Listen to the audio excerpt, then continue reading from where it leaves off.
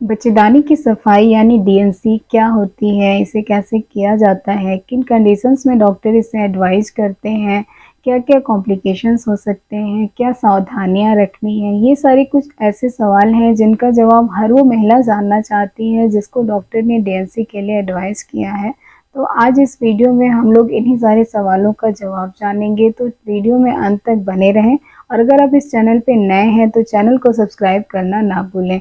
DNC का full form होता है डायलेशन एंड क्यूरेटाज। डायलेशन मतलब किसी भी चीज़ को डायलेट करना, बड़ा करना, खोलना, और क्यूरेटाज मतलब होता है किसी भी चीज़ को क्यूरेट करना यानी खुरचना। डीएनसी में मेनली हम लोग जो यूट्रस का माउथ है, सर्विक्स है, उसको डायलेट करते हैं और अंदर जो भी प्रोडक्ट होता है उसे बाहर निकालते हैं। बोलचाल की भाषा में हम लोग इसे बच्चेदानी की सफाई कहते हैं और रूरल एरियाज में इस टर्म का यूज़ ज़्यादा किया जाता है।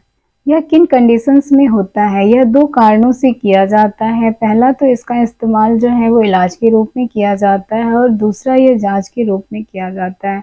जैसे कि अगर आपको कोई अनवांटेड प्रेगनेंसी है, आप बेबी प्लान नहीं कर रहे थे, फिर भी आपको प्रेगनेंसी हो गई, तो ऐसे केस में आप डीएनसी कराते हैं और डॉक्टर एडवाइस करते हैं। यह 11 से 12 हफ्ते तक हो सकता है। या फिर आप प्रेगनेंसी चाह रहे थे लेकिन किन्हीं कारणों से बच्चे में धड़कन नहीं आई है या फिर बच्चे की धड़कन रुक गई है, तो ऐसे कंडीशंस में भी आपको इसकी सलाह दी जाती है। या फिर आपको इनकम्प्लीट एबॉर्शन है, यानी कि अगर आपने कोई बच्चा गिराने की दवा खाई है और उसके बाद से जो प्रोडक्ट है वो पूरा नहीं निकल पाया है, वो अंदर रह गया है, या फिर ऐसा भी होता है कि आप बच्चा प्लान कर रहे होते हो लेकिन फिर भी किन्हीं कारणों से ब्लीडिंग शुरू हो जाती है और वो बच्चा ग्रोथ नहीं कर पाता है, आधा टुकड़ा उसका निकल जाता है, कुछ टुकड़ा बच्चेदानी के अंदर रह जाता है, तो ऐसे केस में भी डीएनसी एडवाइस किया जाता है। कुछ ऐसे भी केसेस हैं जहाँ पेशेंट की नॉर्मल डिलीवरी होती है लेकिन जो प्लेसेंटा यानी खीरी का टुकड़ा है वो पूरी तरह से नहीं निकल पाता है। ऐसे केसेस में पेशेंट को बहुत ज़्यादा ब्लीडिंग होती है तो डॉक्टर आपको यूएसजी कराते हैं तो उसमें पता चलता है कि रिटेंट प्लेसेंटा रह गया है, तो ऐसे केस में डीएनसी करके डॉक्टर इसे बाहर निकालते हैं।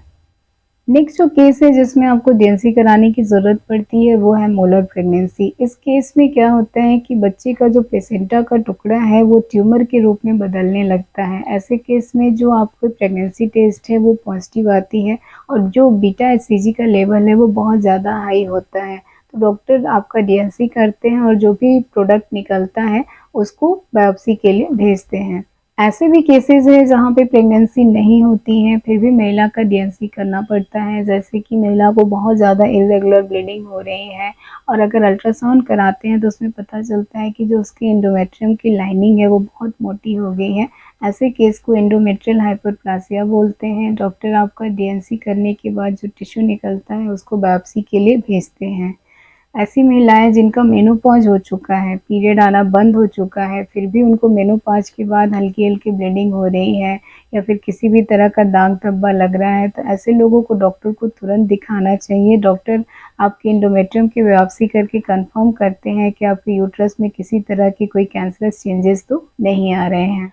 अगर एंडोमेट्रियल पॉलिप जैसी प्रॉब्लम भी निकलती है तो डॉक्टर आपका हिस्टेरोस्कोपिक डीएनसी करके उसको पॉलिप को निकालते हैं। इस प्रोसीजर को किया कैसे जाता है? तो यह कोई बहुत कॉम्प्लिकेटेड प्रोसीजर नहीं है, एक छोटा-सा डे केयर प्रोसीजर है और एडमिशन से लेके डिस्चार्ज तक में टोटल आपका 6 से 8 घंटा लगता है। डीएनसी करने से पहले डॉक्टर आपका कुछ रूटीन ब्लड इन्वेस्टिगेशन कराते हैं जिसमें आपका haemoglobin, blood group, viral marker, HIV, hepatitis B, hepatitis जैसी जाँचें शामिल होती हैं और डॉक्टर एक अल्ट्रासाउंड करके कंफर्म करते हैं कि अगर आपकी इनकम्प्लीट एबॉर्शन है तो अंदर कितना टुकड़ा रह गया है या फिर अगर मिस्ड एबॉर्शन जैसी प्रॉब्लम है तो बेबी कितना बड़ा है, ताकि डॉक्टर को आइडिया लग सके और डॉक्टर उस हिसाब से आपका ट्रीटमेंट प्लान कर सकें।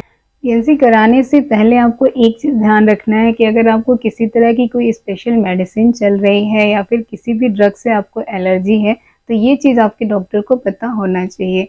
जिस दिन डीएनसी करना होता है उस दिन डॉक्टर आपको 4 से 6 घंटे पहले खाली पेट रहने के लिए बोलते हैं, क्योंकि आपको प्रोसीजर के समय बेहोशी का इंजेक्शन दिया जाता है। जब आप हॉस्पिटल में जाते हो, आपका एडमिशन बन जाता है, तो डॉक्टर आपको ओरली या वेजाइनली कुछ दवाइयाँ देते हैं जिससे आपकी जो सर्विक्स है वो सॉफ्ट हो जाती है और उसका ऑस थोड़ा डायलेट हो जाता है।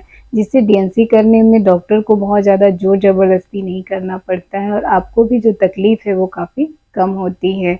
इसके बाद आपको आईवी कैनुला लगाया जाता है जिसके थ्रू आपको इंजेक्शंस दिए जाते हैं। यह एक माइनर प्रोसीजर है तो इसमें बहुत ज़्यादा समय नहीं लगता है। जब आपको ओटी रूम में डीएनसी के लिए ले जाया जाता है तब आपको थोड़े समय के लिए 10 से 15 मिनट के लिए एनेस्थीसिया दिया जाता है। डॉक्टर सबसे पहले एक शार्प इंस्ट्रूमेंट से आपका जो सर्विक्स है यानी आपकी यूट्रस का जो माउथ है उसको पकड़ते हैं और डायलेटर की मदद से इसे डायलेट करते हैं। इस समय आपको हल्का सा पेन पता चल सकता है। इसके बाद ओवम फॉरसेप या फिर सक्शन कैनुला की मदद से जो भी प्रोडक्ट ऑफ कंसेप्शन है उसको बाहर निकाला जाता है और क्यूरेटर की मदद से बच्चेदानी की जो लाइनिंग है उसको हल्का सा खुरच दिया जाता है ताकि कोई भी प्रोडक्ट जो भी बच्चे का टुकड़ा है वो या फिर कोई टिश्यू या फिर कुछ भी ब्लड क्लॉट अंदर ना रह जाए और आपको इन्फेक्शन या फिर कोई और परेशानी ना हो। प्रोसीजर करने के बाद 1 से 2 घंटे तक आपको कुछ भी खाने के लिए मना किया जाता है और इस बीच में जो भी अटेंडिंग स्टाफ होते हैं आपके वाइटल्स यानी बीपी, पल्स, ऑक्सीजन, ब्लीडिंग ये सारी चीज़ों को चेक करते हैं। 1-2 घंटे बाद जब आप कुछ कंफर्टेबल फील करते हैं, नौजिया जैसा नहीं लगता है, वोमिटिंग जैसा फील नहीं होता है, तब आपको कुछ चाय पानी पीने की सलाह दी जाती है। डिस्चार्ज के समय डॉक्टर आपको 3 से 5 दिन की एंटीबायोटिक और पेन किलर देते हैं और उस दिन घर पे आपको रात में कुछ हल्का खाने के लिए बोला जाता है। डीएनसी के बाद आपको क्या-क्या कॉम्प्लिकेशंस आ सकते हैं? वैसे तो ये बहुत ही सेफ प्रोसीजर है और इसमें बहुत ज़्यादा परेशानी नहीं होती है, लेकिन कुछ केसेस में हल्का-फुल्का कॉम्प्लिकेशंस देखने को मिलता है। सबसे पहले तो डॉक्टर जब आपके यूट्रस के माउथ को होल्ड करते हैं तो जो इंस्ट्रूमेंट होता है वो थोड़ा शार्प होता है तो इससे आपके सर्विक्स में थोड़ा-सा कट लग सकता है। यह एक ब्लाइंड प्रोसीजर है, इसमें डॉक्टर को डीएनसी करते समय कुछ भी दिखता नहीं है कि अंदर कितना क्लीन हुआ है, कितना नहीं।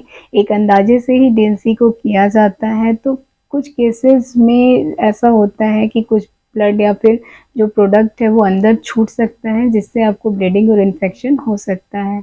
कुछ रेयर केसेस में ऐसा भी देखा गया है कि जो औजार डॉक्टर यूज करते हैं डीएनसी के लिए वो बच्चेदानी की दीवार को छेदते हुए पेट में चली जाती है।